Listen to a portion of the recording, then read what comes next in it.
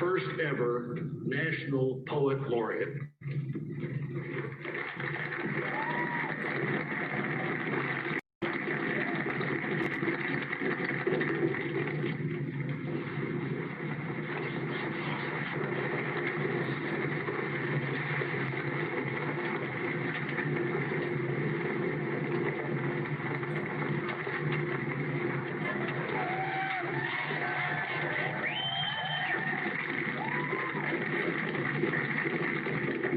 Mr. President, Dr. Biden, Madam Vice President, Mr. Emhoff, Americans, and the world. When day comes, we ask ourselves, where can we find light in this never-ending shade? The loss we carry, a sea we must wade. We've braved the belly of the beast. We've learned that quiet isn't always peace, and the norms and notions of what just isn't always just is. And yet the dawn is hours before we knew it. Somehow we do it. Somehow we've weathered and witnessed a nation that isn't broken, but simply unfinished. We, the successors of a country and a time where a skinny black girl descended from slaves and raised by a single mother can dream of becoming president, only to find herself reciting for one. And yes, we are far from polished, far from pristine, but that doesn't mean we are striving to form a union that is perfect. We are striving to forge our union with purpose, to compose a country committed to all cultures, colors, characters, and conditions of man. And so we lift our gaze not to what stands between us, but what stands before us. We close the divide because we know to put our future first. We must first put our differences aside. We lay down our arms so we can out our arms to one another. We seek harm to none and harmony for all. Let the globe, if nothing else, say this is true.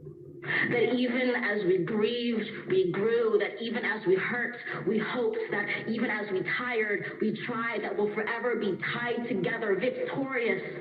Not because we will never again know defeat, but because we will never again sow division.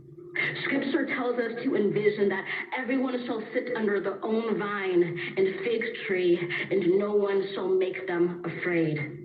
If we're to live up to our own time, then victory won't lie in the blade, but in all the bridges we've made. That is the promise laid, the hill we climb, if only we dare it, because being American is more than a pride we inherit. It's the past we step into and how we repair it. We've seen a force that would shatter our nation rather than share it, would destroy our country if it meant delaying democracy. And this effort very nearly succeeded. But while democracy can be periodically delayed, it can never be permanently defeated.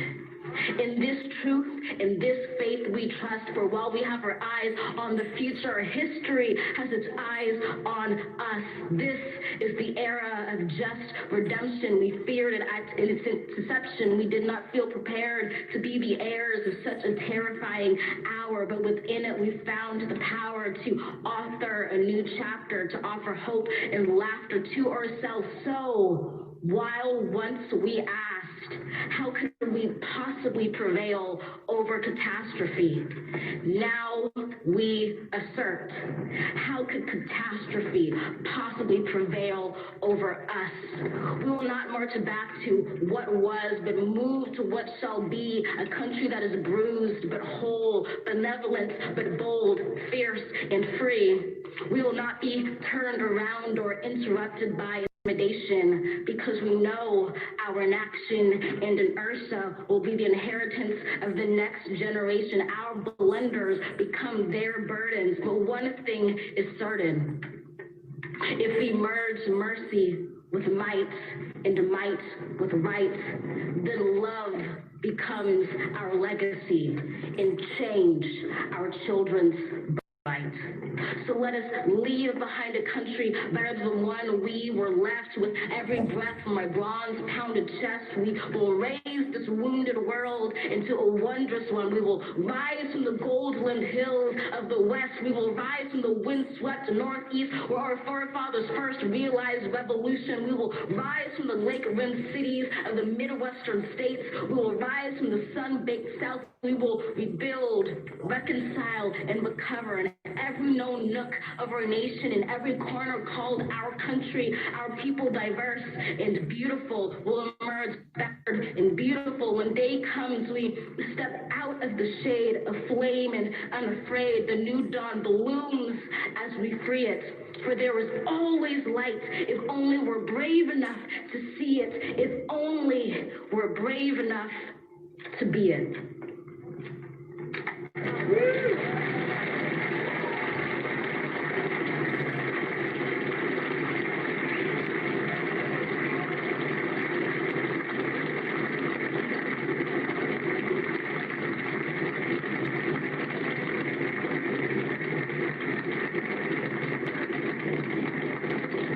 Thank you, Amanda Gorman.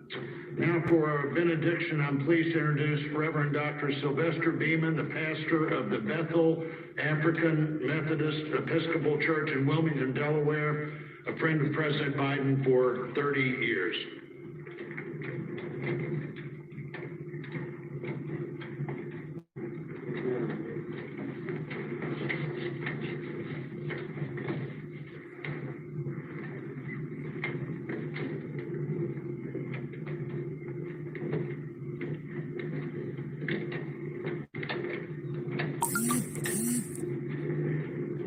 As a nation and people of faith gathered in this historical moment, let us unite in prayer. God, we gather under the beauty of your holiness and the